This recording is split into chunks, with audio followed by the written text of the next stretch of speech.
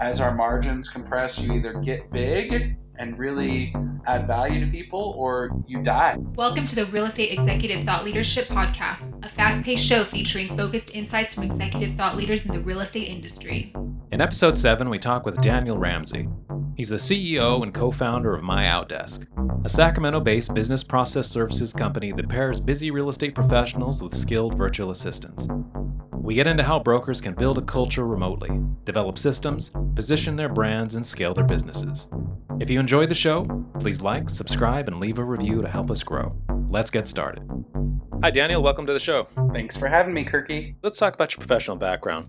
What is your background in real estate? I'm a real estate broker, and back in the day, I started interviewing for multiple different offices because I wanted to be a real estate guy. I bought my first home and I was like, I think this is something I can do. I interviewed for a bunch of different offices and everybody wanted to actually take 60 to 75% of my commission to pair me with an experienced agent and get me into the industry. They were going to provide training and all of that. And eventually what happened was I realized that I thought I could actually just start my own brokerage. So I did the 8 classes. You had to 8 classes. And back then in California, if you had a bachelor's degree, you could qualify and become a broker without actually any experience. So literally, I became a broker back in 2004 and launched my first brokerage.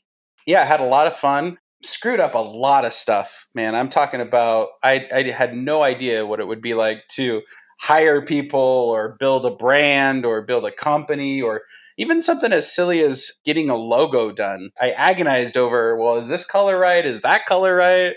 I started back in 2004. And back then, if you had a heartbeat, you could buy a house, right? If you had a pulse and you pushed a lawnmower or had any job from Walmart to being on a truck, it didn't matter. If you had a pulse, you could buy a house. So we had really an amazing first 3 years, and then 2007 hit, and the Great Depression or recession, actually, as they called it, happened, and my whole world fell apart. In 2007, in one quarter, we had 90% of our revenue literally just go away in one quarter. In that time frame, we're zigging and zagging and figured out how to sell short sales and be in real estate, own an REO broker, and we stayed in business. We survived is what I would say. In that survival mode, I got married, went to Guatemala with my wife on our honeymoon, and I was closing a real estate transaction at 1 a.m. in a Francis Ford Coppola resort. So we're in this beautiful jungle in basically, with monkeys flying around. I'm at the bar at 1 a.m. working, and the bartender who was speaking Spanish to me, I know a little bit of Spanish, he was just making fun of me. Like, stupid white guy, beautiful wife back in the room, what's wrong with him, And at that moment, I had an epiphany. I knew if I wanted to, the whole point of owning your own business or working in real estate was to have a little bit of time frame. And here I am on arguably one of the most important vacations of your entire lifetime, closing a real estate transaction. So at that moment, I decided it was time to hire some people and really built what I do now, which is our company called MyOutDesk. And basically in that moment, I needed more people on the phones, finding deals for me. I needed more administrative support and I needed marketing support. So I came back and we hired a bunch of people in the Philippines. And eventually that business has turned into a very large company. And over the last 13 years, we've helped over 6,000 real estate professionals grow and scale their business with virtual assistants in the Philippines. Share a little bit about your education. Yeah, I went to Sac State, just a state school in Sacramento, California. And I was that kid, man. I grew up relatively poor. And all my friends, though, they were all going to college. So I was like, I guess I should go to college. And I got a finance degree because I thought it would be good to understand numbers. Then I got out of college, got basically a job in an investment bank in an office. I had a cubicle and I hated it. It was like, oh my God, this is horrible. And I'm a natural salesperson. I love people. And so I've got that weird brain where I understand finance and numbers and detail, but I love people. After about 3 years of working for Barclays Global Investments, I actually went out and started a brokerage. Do you think of yourself as a marketer?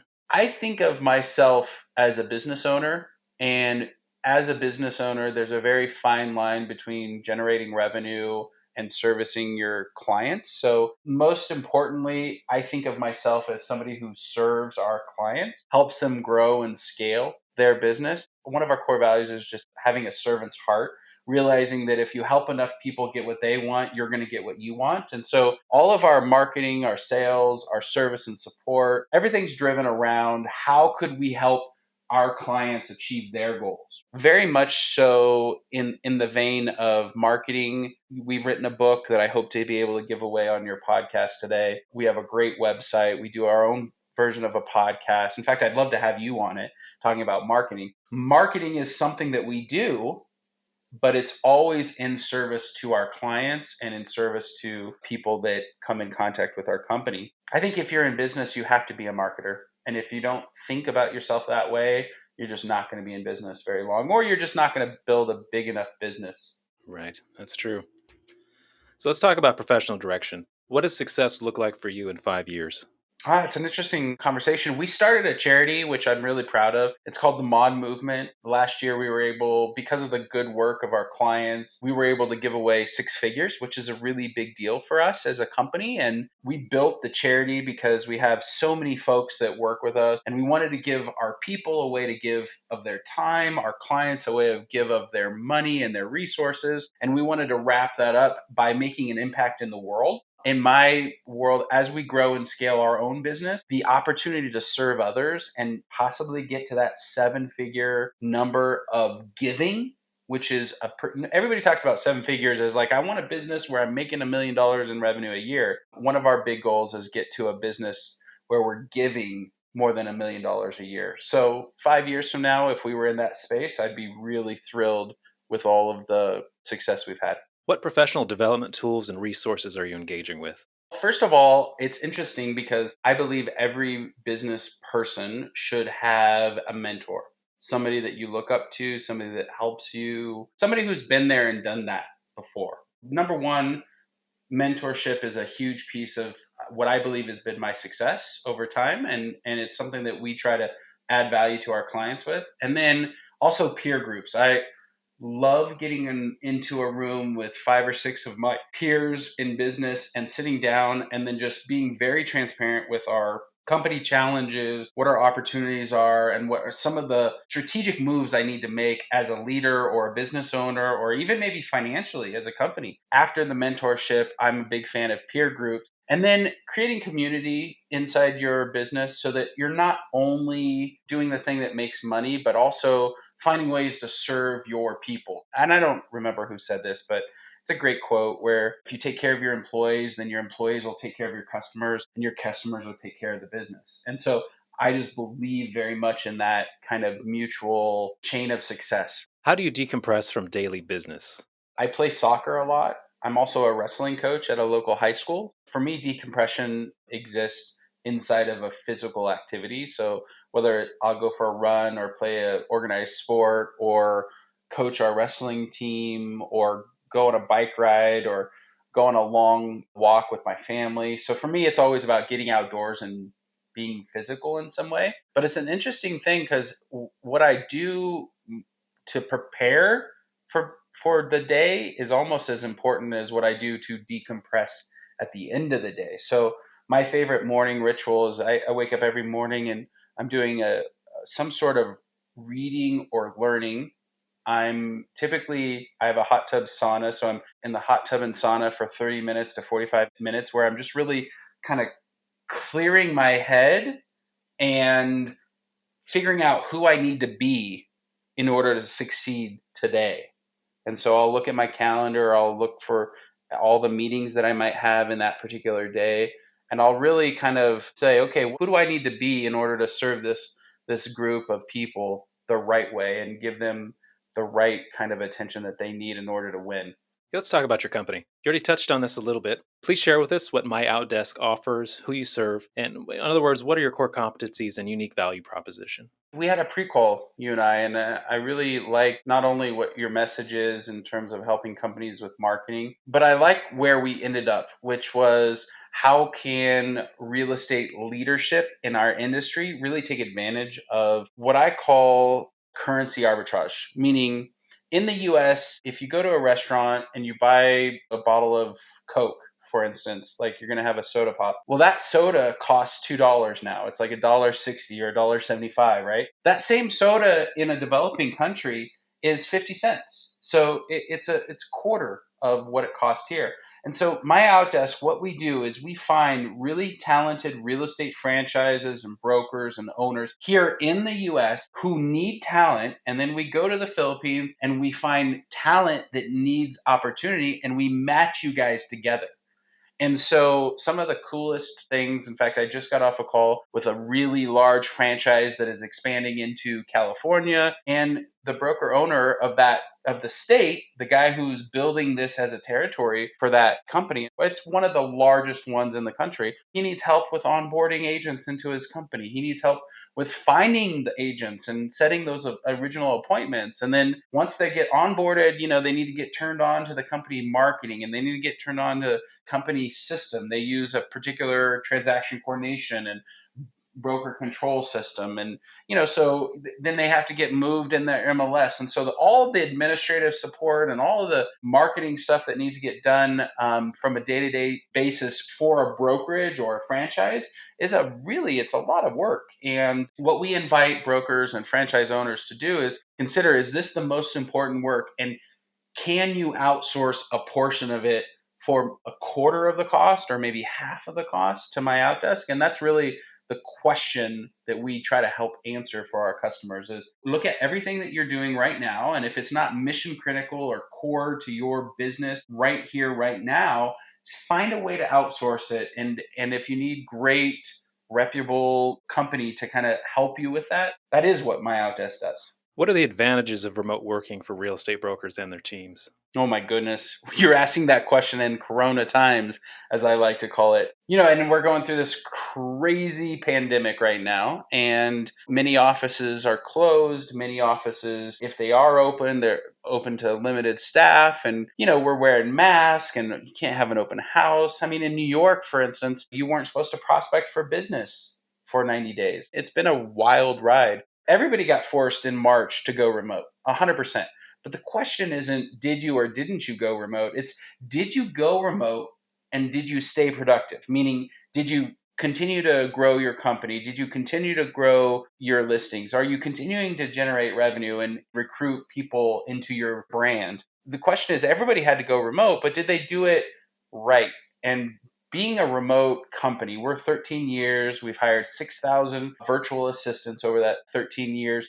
We've built technology which really helps enable remote teams. We also have a very systematic approach to measuring productivity for virtual assistants. We'll sit down with a customer and we do this every single day, 30, 40 times a day. We sit down and we create a remote plan for you. Here's the systems that you need. Here's the processes that you need to put in place. Here's some controls that you can add in order to make sure your people who are remote are actually working. I mean, that's a big part of what we offer is we have a technology platform where we can see if your remote employees are actually being productive. And there's a tool so you can get some analytics around the results. You can say, gosh, this person's being really productive and this person's not. It invites a conversation as a leader. It gives you another talking point. And so we developed this software 7 years ago and all of our clients get access to it. It's a really cool way to enable remote teams. But building culture remotely, that's difficult. How do I do that? I'll give you an example. Our sales team had a record month last month. And so our chief people officer sent a nice basket of goodies that was specialized to each salesperson's particular likes. We know the alcohol that they like to drink. We know their sports teams. We know their family scenarios. So building culture remotely, getting the right systems and process remotely, and then helping companies grow their brands. That's what we do here at MyOutDesk. And it's actually a really fun job. Let's talk about industry trends. What trends and challenges do you see in the industry and how are you adapting? Oh my goodness. One of the biggest trends in technology is definitely changing. When we started MyOutDesk, we needed leverage and we needed a low-cost alternative to in-house labor. And if you're listening right now, that's probably one of the most relevant conversations that you could have. Steve Murray, the founder of Real Trends, he was on our podcast last year, and we talked about the average company dollar when you hire a new agent or bring a new broker into your company has significantly been compressed. The profit that we get as a brokerage has been significantly depressed over the last 3 years. And so you're seeing brokers having to compete with less profits. So now you've got to be more scrappy. And you're seeing these zero cost models that are attracting a lot of agents away. Virtual zero cost, come here and basically we'll be your insurance broker. As a company, I believe one of the ways that we're helping some of our franchise and brands survive right now is by finding ways to add revenue. So, transaction coordination and listing coordination. We'll develop an entire department for a brand so that they can charge their agents a fee to make their life better, whether it's transaction or listing coordination. We also have done that in the prospecting space. We've also helped people develop a marketing team internal to their company so they're on their platform and their systems, and the agents who work at that company can have access to people. Because let's face it, most agents don't need a full-time admin. Most people don't need a full-time marketing person. But an office with 500 or 1,000 agents, they could use a team of 4 or 5 TCs, transaction coordinators.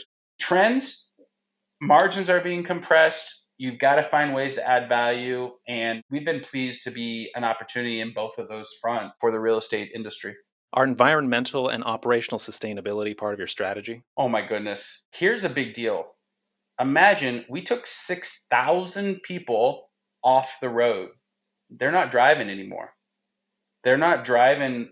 In the Philippines, traffic is horrendous. Smog and the challenges of the world, horrendous. And we all experienced a little bit of that because in April and May, the environment was cleaner in the US than it's ever been, right? People just weren't driving and the roads weren't stacked with people and the stores weren't full and bears came out at Yosemite. I don't know if you saw that in social media. We had the bears come out but here's my point.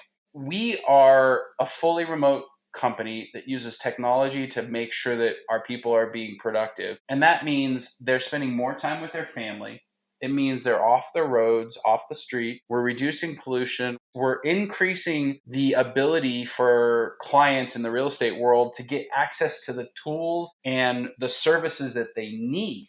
Our company and companies like ours, where we're helping people go remote and reduce friction in the environment, sustain their business during this kind of crazy time. I mean, I'll give you an example. When Corona happened back in March, one of the challenges we had to figure out as a company is who's going to pick up our mail at the office? Everybody started working from home remotely. And so those little things of you can still stay productive, have a fully remote company, and still really grow revenue and grow agent count, which is the most important thing.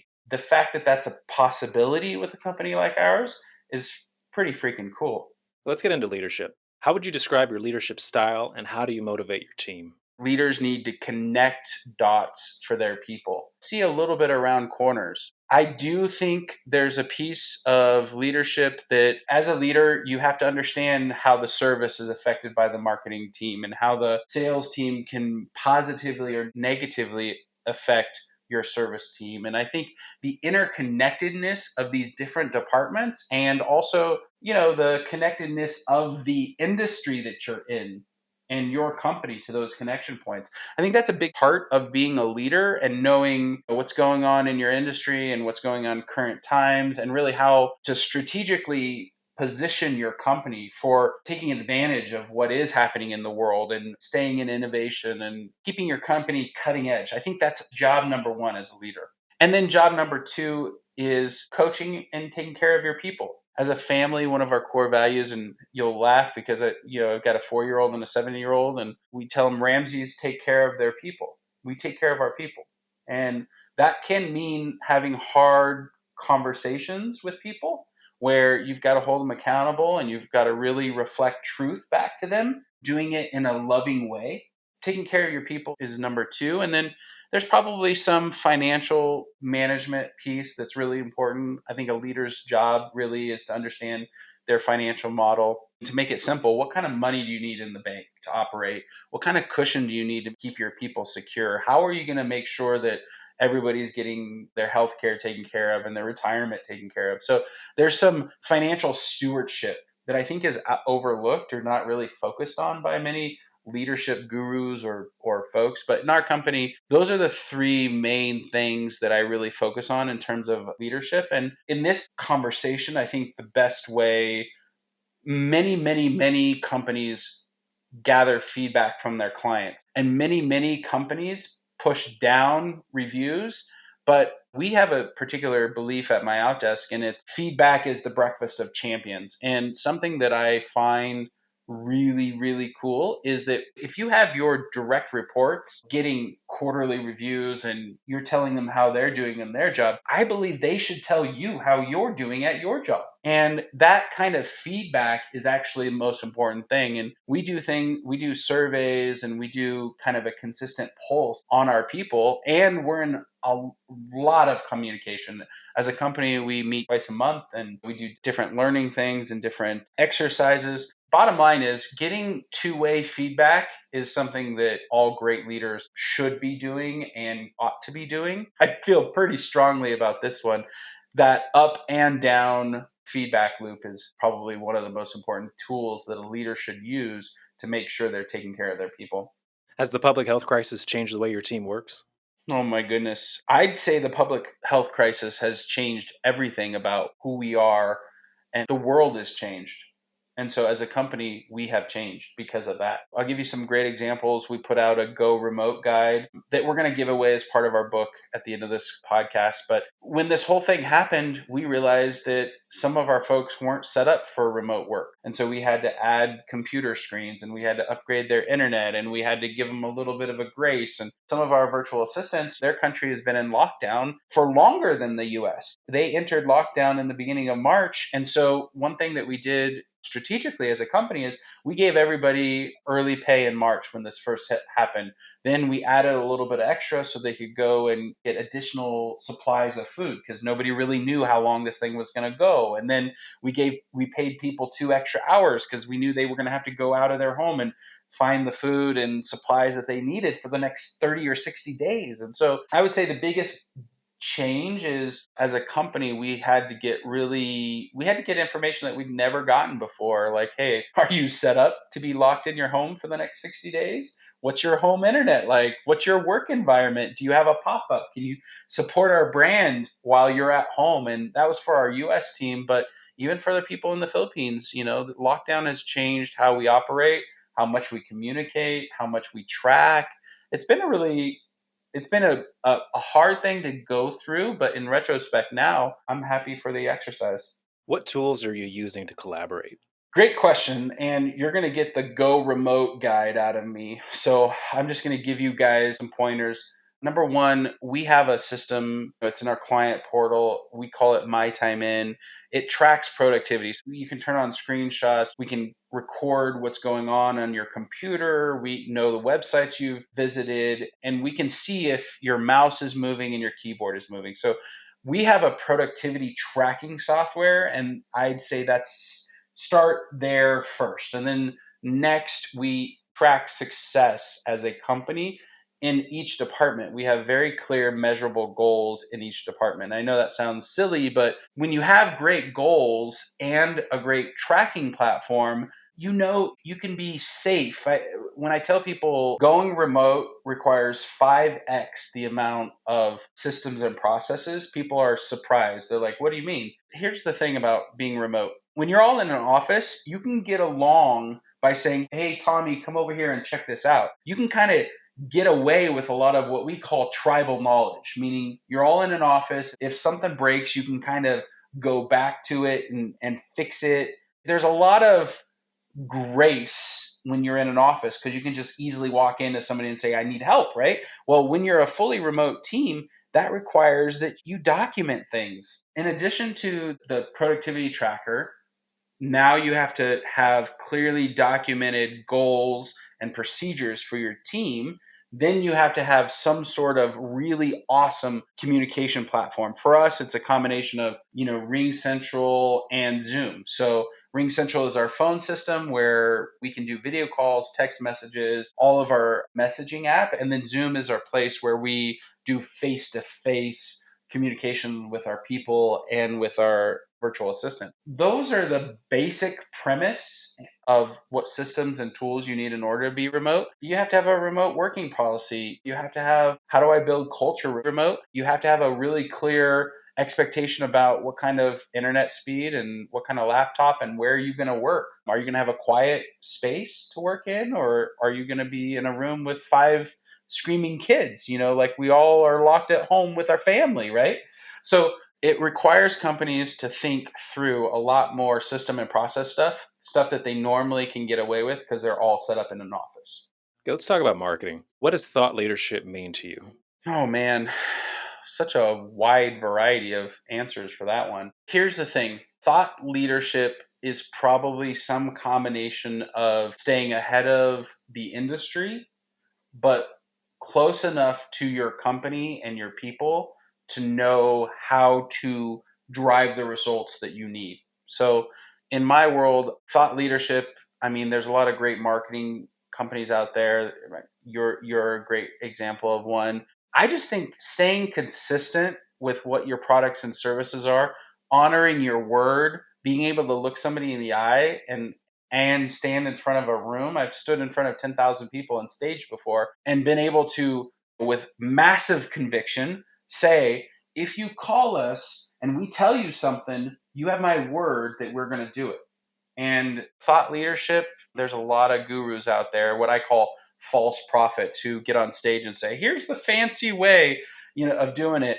In our world, we really just document things and then do what we say we're going to do and then help people grow and scale. So I don't have a lot of good, fancy stuff. We are just simply, we like to execute, we like to honor our word, and we like to serve our clients. And usually that serving our clients ends in some sort of, we're either going to save you time, we're going to save you money, or we're going to help grow and scale your business.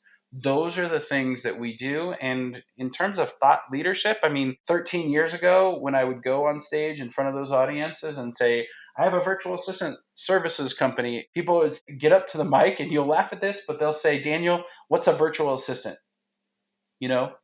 So our company 13 years ago, it was before the 4-hour work week, before Upwork, before all these companies came out. We were taking advantage of currency arbitrage and finding really talented people in the Philippines who would do the work that we needed done at a reasonable and fair price. And it was a win-win for everybody. So we were able to be on the cutting edge of thought leadership. Nowadays, it's funny. Nowadays, I just think doing good work might be, and being honest, might be the new thought leadership in business. Is an inbound content strategy worth the time and expense? I'll tell you what, it's the only way to scale a company. I talk to clients left and right, and they're consistently, one of their biggest pain points is, how do I get more leads? And then once I get those leads, how do I process them so they turns into revenue? And once I get them into revenue, how do I get more revenue out of them? And how do I get referrals out of them once they turn into revenue? And the inbound lead process is the only way to create scale within a sales organization, period.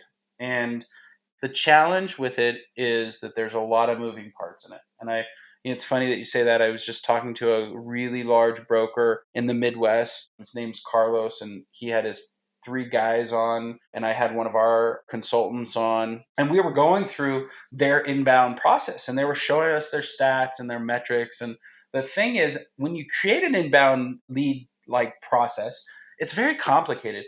The quality of the lead really matters. The way you process the lead really matters. And then the actual program that you've created has to line up with the lead that you've generated. So you can't go out into the world and say, I have an expireds program, but not really have a fully formed and functional program. That's what people do. They're like, well, I bought this system to gather all the expireds. I'm like, yeah, well, have you ever sent them mailers? Do you have an expired workshop? Do you have anything on your website? And when they answer no, no, no, and down the line, the reality is the hard work of setting up a program, along with measuring lead quality, along with making sure you're calling the leads quickly and you're saying the right things to them, and you have something of value to give to them. Like, those are the 3 things that people just aren't willing to do in order to really build a business. How vital is social marketing today? Well, I love that you're answering all these questions because I feel like you're asking these questions to prove to your potential customers how important your service is. So I love that. It's a well-timed questions, but here's the thing: we believe so firmly in social proof that we have an entire referral strategy around it. Meaning, we have over 500 five-star reviews on our website, and that's no accident. You have to actually create a referral program for your business in order to generate that many online reviews. In my opinion, if you go anywhere, any website that is online that's a social media platform, you'll find our company, number one. Number two, you'll find high caliber, high quality content that's pushed out almost every single day. And on top of that, you'll see what our clients have to say about us. So, 500 reviews, I think we have three bad ones. And the three bad ones, two of them, we just wouldn't do business with them because they weren't great people and we didn't want to work with them. So I believe, and this is in our book too, that I gotta give it away to your people probably right now. But we have an entire referral strategy, a recommendation strategy, and a review strategy that when real estate brands and brokers implement these strategies, they end up creating that social juice that many people are missing. Do you mind if I give it away? Do you think this is a good time for that? Sure, go ahead. Yeah, it's your best-selling book, and it's scaling your business. Yeah, go ahead. You're right. It's a best-selling book. I mean, wildly enough, it got to number one in Japan. I don't know how that happened. It's a business book in Japan, but I was really excited when I saw that. It's an international bestseller. And what we did is we put our thoughts about marketing, our thoughts about sales, our thoughts about operations, and our thoughts about service and support. Those are the primary four areas that we serve real estate folks in, and really any business. We have a Midas in Philadelphia as a client. They have 15 locations, and the CEO is two awesome brothers, and they needed help with their admin stuff. So whether you're a real estate person, this book is called Scaling Your Business with Mod Virtual Professionals. So we call ourselves a virtual professional company, not a virtual assistant company, because we have really great professionals to help you grow and scale. We wrote this book because, after screwing a lot of things up, this is what you'll like. We've made so many mistakes.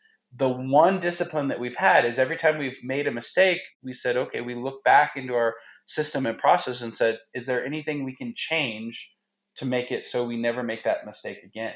And so we put all of the best practices into this book for how companies can use virtual assistants. So all you have to do to get the book is text 31996. That's the number. And you text this message, SVP. So scaling with virtual professionals. So Sam, Victor, Paul, that's the message that you text to 31996. You'll get an electronic copy of the book. You can do a PDF or a Kindle, and it's completely free. We wrote this book, whether you hire us or you don't, whether you want a virtual assistant now or you don't. It's a great book to, if someday you decide to hire a virtual assistant, that book can be your guide.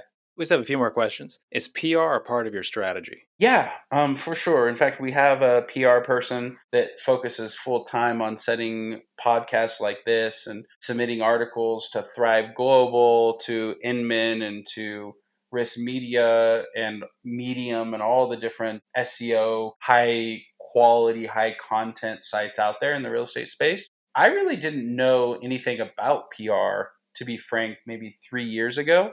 And as a company, we started to see our results not be what we wanted them to be.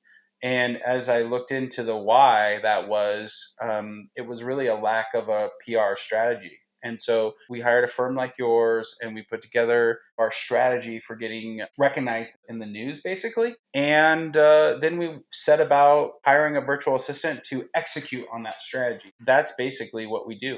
How important are monitoring and tracking in your campaigns, and what KPIs do you focus on?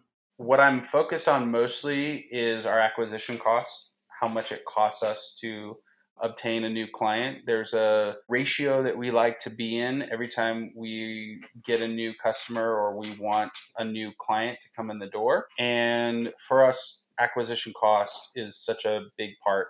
Then we're looking at cost per leads. Typically, like we'll track cost per click, and then we track cost per actual held appointment, which in my opinion is the more important. Not only does it measure marketing prowess, but it measures quality of the intent of the lead. So if somebody clicks and then schedules an appointment but doesn't show up, and if you did everything right to get them at the appointment, they don't show up, then you know there's some marketing intent that is missing there.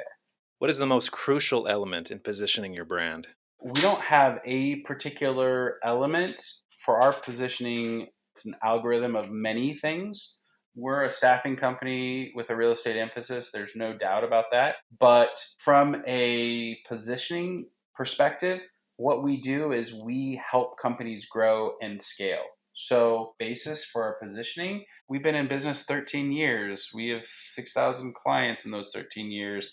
We're an entity in the Philippines and the US, so you can trust that we'll do everything right and legally. I mean, those are some of the brand positioning stuff that we do that, to be frank, our competition has absolutely no ability to do. Where do you envision the MyOutDesk brand going in the 2020s? To the moon. No, I'm just kidding. Elon Musk, right? We're just hyper focused on adding value to clients, and as a destination, if we ever got to that $1 million in charitable giving, I would be just, it would feel like a lifelong goal was reached. Our intention right now is our real estate clients have started referring us to their friends. So we're serving mortgage people, title people, insurance brokers. We started serving businesses as a whole, and as well as really expanding the expertise of talent that we have internally. We're going to continue doing what we do, which is helping companies find talent and keep talent for a long time frame. And in the game of business, turnover is the enemy of scale. And so we do everything in our power to keep our people happy, our virtual professionals. So we give them healthcare, vacation. We have a microloan program so their kids can go to school or they can get the equipment and technology they need to serve the client. We have 2 conferences a year when you could do conferences. We have a weekly education series where we're talking about everything as important as nutrients, as important as sleep, and how to be financially free. We have a customer support team so our clients don't feel alone when they make this transition into what we call a blended model. And so we are really hyper focused on adding value, and that's never going to change no matter what the year it is. If my dreams come true, we're adding value to tens of thousands besides thousands. What is one closing insight you'd like to share for executives targeting growth? The hard question for the last one. I like it. I do think the world is changing. Technology has enabled things. The power has shifted away from the brokers. Being a real estate broker for, since 2004, so what is that, 16, 17 years? I feel very blessed to have been in this industry and be a part of it. I still, it drives my wife crazy. We'll be driving in the neighborhood. I'm like, oh, babe, there's an open house. Let's stop. Not only do I love this industry, but I'm very much a practitioner. I'm very much in the weeds, and I'm in the weeds with my clients. I'm in the weeds with my people. I just love it. But what has shifted is we as brokers and as brands used to have all the power, and now that power has changed to he who has the business. Being brokers can't just recruit a bunch of agents and put them into an office and then make sure the insurance is good. Got to find ways to really add value to your agent, your clients, which are the agents, and you really have to innovate. And so the power has shifted, and brokers who are growing have figured that out, and they're looking for ways to add value to their people, and they're consistently innovating. That's my one thing I think for our industry. As our margins compress, you either get big and really add value to people, or you die basically. So But that's my one thing for our industry right now is it's time to step up our game. It's time to find ways to add more and more value, and it's time to really get into a fight with your agents and find ways to keep them engaged and keep them on the bus because that's how we all make our money. Thank you for being our guest, Daniel. This has been an exciting interview, and I appreciate your insights. Yeah, Kirky, it's been my pleasure, and I look forward to serving your audience in the future. And if you've found any interest in this, jump on our website, come give us a visit, and schedule a time to chat. We'd love that. Thank you, Daniel. Thank you. Thank you for listening. Please like and subscribe to get updates on our upcoming podcasts. Share the inspiration.